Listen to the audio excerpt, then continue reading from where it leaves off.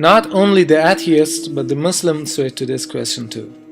That what was Allah subhanahu wa ta'ala doing before creation? In order to bring yourself in a positive conclusion, first you should know about the concept of time. That what is the nature of time? In a common sense, we think that time is the same for all.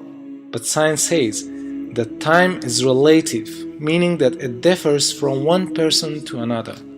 What Einstein gave us is a much richer picture where everybody has their own private time, which runs at their own private rate. There isn't time in the sense of a universal tick-tock.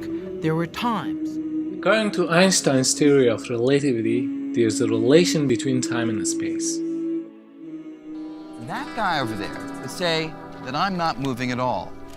But I am. I may not be moving through space, but I am moving through time. I mean, after all, my watch just keeps on ticking and ticking. And as long as I'm standing still, that is, not moving through space, Einstein said that all of my motion is through time. But look what happens if I walk toward that guy.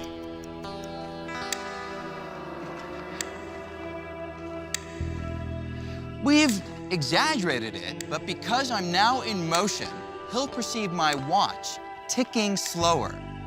That's because, from his perspective, some of my previous motion through time is being diverted into my motion through space. And it's not just my watch. If we really exaggerate the effect, he'd perceive all my movement, my voice, everything about me slowing down. And now that I've stopped moving, the passage of time on our watches once again agrees. This was Einstein's key insight, that motion through space affects the passage of time. For better understanding of the theory, I want to give an example. Suppose that I walk from one place to another and it will take 1 hour for me to reach the destination. But what if I ride towards the destination by a bike? Let's say it will take 30 minutes. As much as my speed is faster, time passes slower for me. Now suppose that I travel by an airplane at a constant speed. It may take 30 seconds. But if I travel by the speed of light, which is the fastest speed in the nature, then it would take me a millionth of a second. Therefore, if the speed is ultimate speed, then for sure time would be 0. So, such a speed is belonging to no one and nothing except Allah subhanahu wa ta'ala. ثم ردوا إلى الله مولاهم الحق ألا له الحكم وهو أسرع الحاسبين. In this verse, Allah subhanahu wa ta'ala chooses the word asra, means the swiftest, not swift or swifter, but the swiftest. So for Allah subhanahu wa ta'ala, time is 0, cause He is the absolute in speed.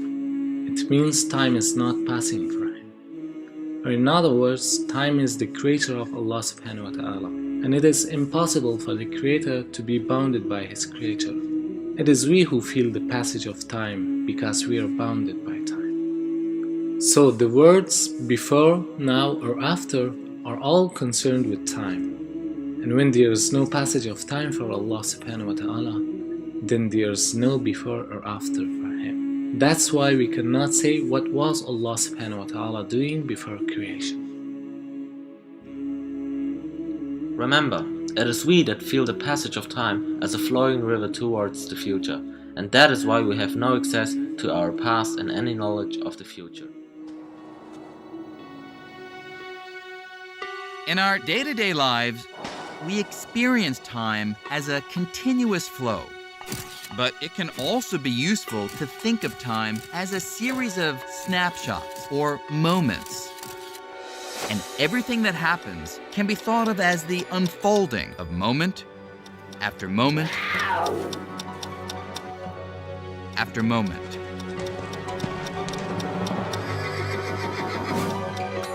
And if we picture all moments or snapshots lined up, every moment here on Earth, every moment of Earth orbiting the Sun, and every moment throughout the entire universe, we would see every event that has ever happened or will ever happen. Every location in space and each and every moment in time. From the birth of our universe at the Big Bang, some 14 billion years ago, to the formation of stars in the Milky Way galaxy, to the creation of Earth 4.5 billion years ago, to the time of the dinosaurs, to events happening on Earth today, like me working in my office. Thinking about space-time like this led Einstein to overturn our everyday picture of past, present, and future. You can see that everything is on its own place. The past is not gone and the future is already there. Not for us, but for our Creator, because time for Him is stopped. That is why Allah subhanahu wa ta'ala knows our future and everything from the past is recorded by Him. Some people may ask, if there is no passage of time for Allah subhanahu wa ta'ala, then why He mentioned in many verses that I have created the heavens and the earth in 6 days, or any other questions like this. It is mentioned only for us to have a measure of accounting for time. For example, in Surah Al-Fusilat, it is stated about the creation of the earth in 2 days. But in Surah Al-A'raf, it is stated about the creation of the whole universe in 6 days.